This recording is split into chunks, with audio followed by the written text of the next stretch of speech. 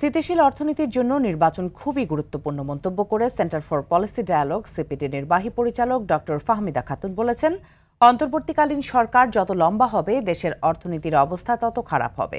সকালে এফটিসিতে ব্যাংক খাতে শৃঙ্খলা ফিরিয়ে আনতে ব্যাংক একীভূতকরণ শীর্ষক ছায়া সংসদে তিনি এসব কথা বলেন।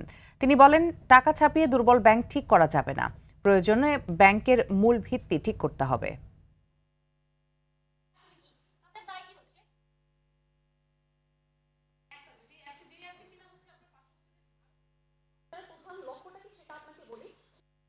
আরেকটার সাথে অঙ্গাঙ্গিভাবে জড়িত। ট্রানজিশন পিরিয়ড যখন থাকে, এই ট্রানজিশন পিরিয়ডে আসলে দেশের এবং বিদেশের বিনিয়োগকারীরা কেউই বিনিয়োগ করতে চায় না, কারণ বিনিয়োগকারীরা তো একটা প্রেডিক্টেবিলিটি চায়, নিশ্চয়তা চায়, সার্টেনিটি চায়। সেগুলো যখন না থাকে এবং স্টেবিলিটি চায়, সেগুলো না থাকলে তাদের বিনিয়োগ তারা নষ্ট করতে চায় না, কারণ